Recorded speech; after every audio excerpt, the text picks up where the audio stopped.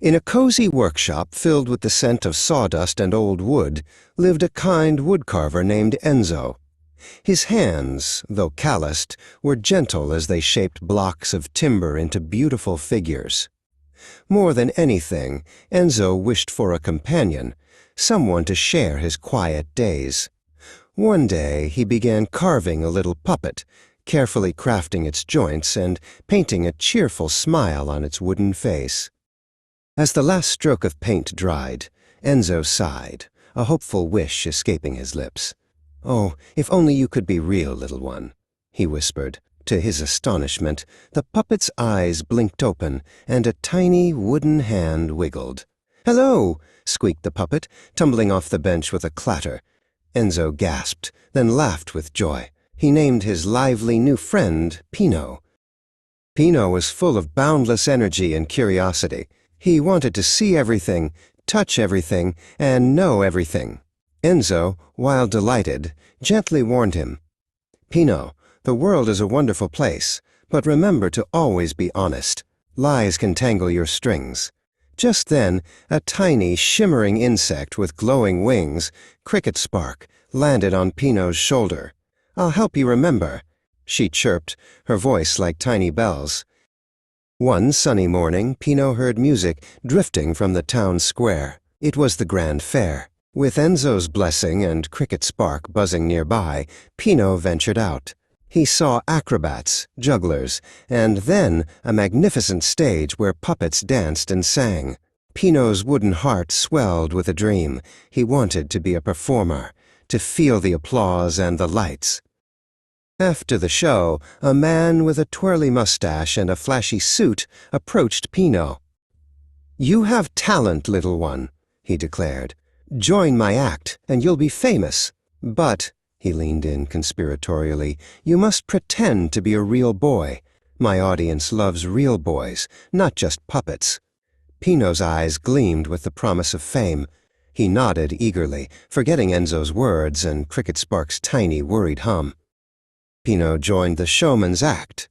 Each night, under the dazzling lights, he would dance and sing, and when asked, he'd proudly proclaim, "I am a real boy." With every lie, a strange thing happened. His wooden nose would grow just a tiny bit longer.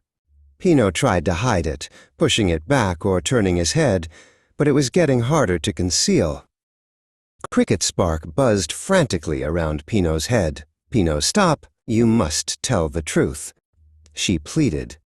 But Pino was caught up in the cheers and applause. He loved the attention, the feeling of being a star. He waved Cricket Spark away, ignoring her warnings, convinced that a little lie wouldn't hurt anyone if it brought him so much joy. Night after night, the lies piled up, and so did the length of Pino's nose. It grew so long that it began to get in the way of his dancing. The audience, at first charmed, now started to giggle and then laugh outright at his ridiculous nose. The showman, his face red with anger, pulled Pino off stage. "You've ruined my act," he hissed, pointing at Pino's impossibly long nose.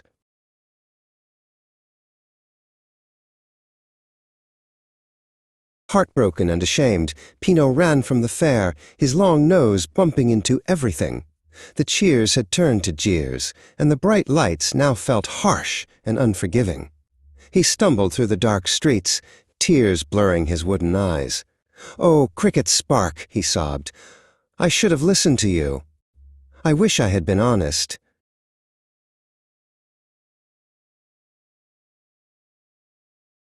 Pino finally found his way back to Enzo's quiet workshop.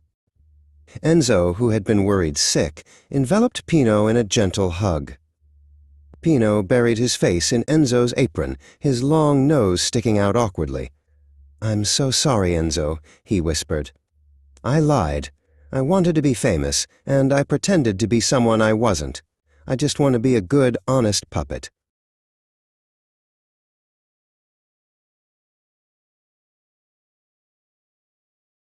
As Pino spoke those honest words, a soft, warm glow enveloped him. Cricket Spark, who had silently followed, landed on his shoulder and chirped softly.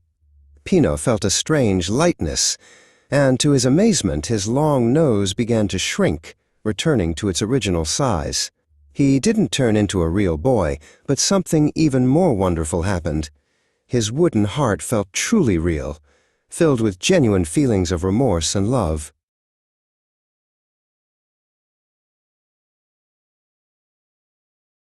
From that day on, Pino performed honest puppet shows for Enzo and their friends, his stories always about the importance of truth and kindness. He was a beloved puppet, not because he pretended to be a boy, but because he was a real, honest, and kind-hearted Pino. And Cricket Spark, his faithful conscience, always twinkled happily by his side.